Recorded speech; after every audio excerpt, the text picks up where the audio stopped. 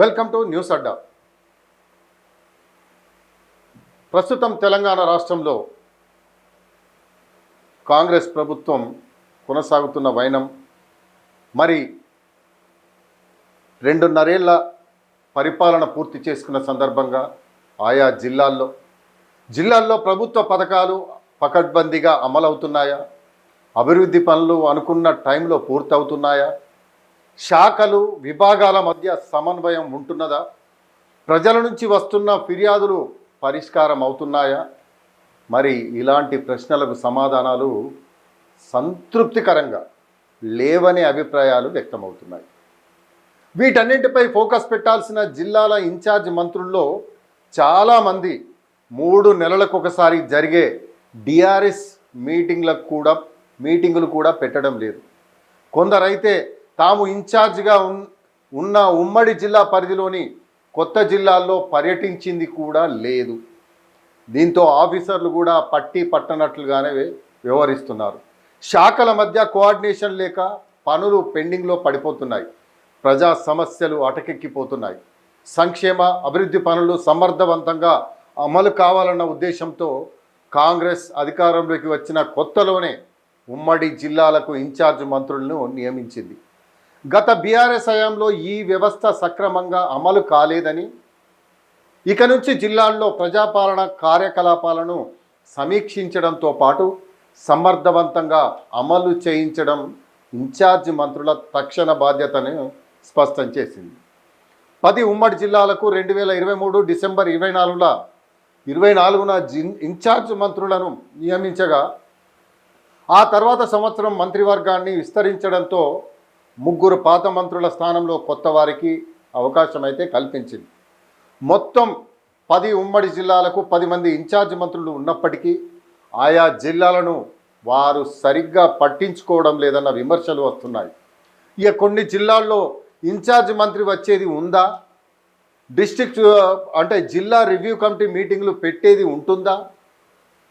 అయినా మనకెందుకులే అనుకుంటూ జిల్లా స్థాయి అధికారులైతే ఎవరి పనుల్లో వాళ్ళు ఉండిపోతున్నారట.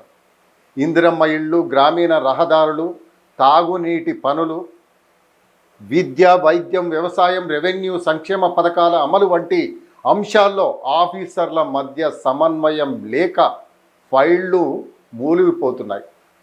వారిని కోఆర్డినేట్ చేస్తూ పనులు చకచకా జరిగేలా చూడాల్సిన ఇన్ఛార్జ్ మంత్రులు పట్టించుకోకపోవడంతోనే ఈ దారుణమైన పరిస్థితి ఎదురవుతుందన్న అభిప్రాయాలు వ్యక్తమవుతున్నాయి. ప్రభుత్వ లక్ష్యాలు, విధాన నిర్ణయాలు క్షేత్రస్థాయిలో అమలు చేయడానికి వీలుగా జిల్లాల్లో ఇన్ఛార్జ్ మంత్రుల వ్యవస్థ ఉనికిలోకి వచ్చింది. కనీసంగా ప్రతి 3 నెలలకు ఒకసారి జిల్లాల్లో అన్ని విభాగాలతో సమన్వయం చేసుకొని జిల్లా రివ్యూ కమిటీ పేరుతో సమీక్ష నిర్వహించడం ఆనవాయితీ. అటు ఐఏఎస్, ఐపీఎస్ అధికారులతో పాటు జిల్లా ఇన్ఛార్జ్ మంత్రులు సైతం అభివృద్ధి పనులు, సంక్షేమ పథకాల అమలును సమీక్షించాలని, ప్రజల అభిప్రాయాలు, ఫిర్యాదులను పరిశీలించి పరిష్కార మార్గాలను అన్వేషించాలని చాలాసార్లు కలెక్టర్ల కాన్ఫరెన్సుల్లోనూ వివిధ మీటింగుల్లోనూ ముఖ్యమంత్రి రేవంత్ రెడ్డి స్పష్టం చేయడం జరిగింది. ఇన్ఛార్జ్ మంత్రులు నియమితులైన తర్వాత ఆయా జిల్లాల్లో రివ్యూ మీటింగ్లు మొక్కుబడిగానే జరిగాయని చెప్పాలి. కొద్దిమంది మంత్రులు రివ్యూ మీటింగ్లు పెట్టినా వారి శాఖల పరిధిలోని అంశాలపైనే ఎక్కువ దృష్టి పెట్టారని చెప్పాలి. ముఖ్యమంత్రి ఏ లక్ష్యంతో ఇన్ఛార్జ్ మంత్రుల వ్యవస్థను పునరుద్ధరించారో అది కాస్త నెరవేరడం లేదన్నది పలువురు ఎమ్మెల్యేల వాదన. జిల్లా స్థాయిలో పనులు, పథకాలను పర్యవేక్షించేందుకు ప్రభుత్వం నియమించిన ఇన్ఛార్జ్ మంత్రుల రివ్యూలు మొక్కుబడిగానే నడుస్తున్నాయి. కేబినెట్ సమావేశాల్లో లక్ష్యాలను నిర్దేశించుకుంటున్న, కలెక్టర్ల సమావేశాల్లో శాఖల పనితీరుపై దిశానిర్దేశం చేస్తున్న మంత్రులు వారి శాఖల సమీక్షలకే పరిమితమవుతున్నారు. మంత్రులే అంటిముట్టనట్లుగా వ్యవహరించడంతో అధికార వర్గాల్లోనూ అలసత్వం వ్యక్తమవుతున్నదని చెప్పాలి.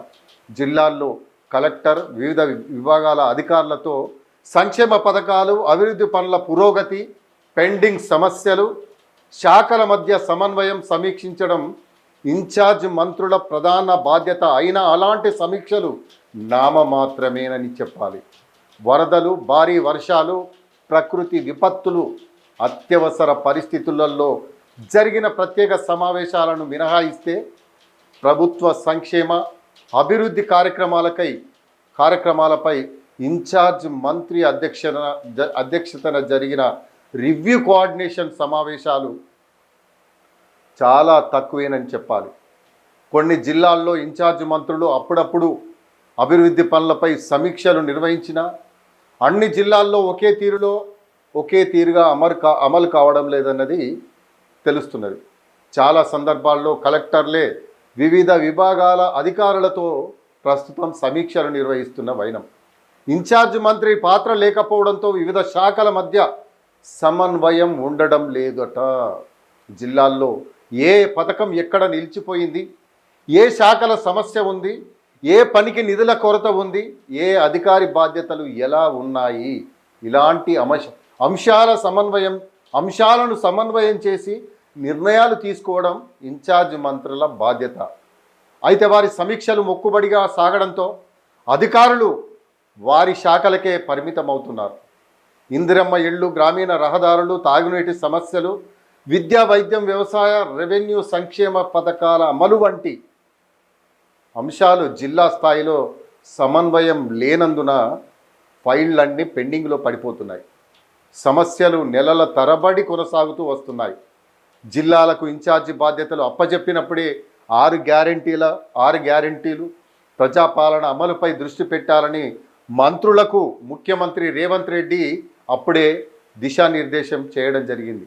ఆయా జిల్లాల అధికారుల సమాచారం ప్రకారం అయితే చాలా జిల్లాల్లో 1-2 సార్లు మాత్రమే ఇన్ఛార్జ్ మంత్రుల అధ్యక్షతన డిస్ట్రిక్ట్ రివ్యూ మీటింగులు జరిగాయి. మిగిలిన సందర్భాల్లో నిర్దిష్టంగా స్కీమ్ల అమలు, అభివృద్ధి పనుల ప్రోగ్రెస్ పైనే జరిగాయట.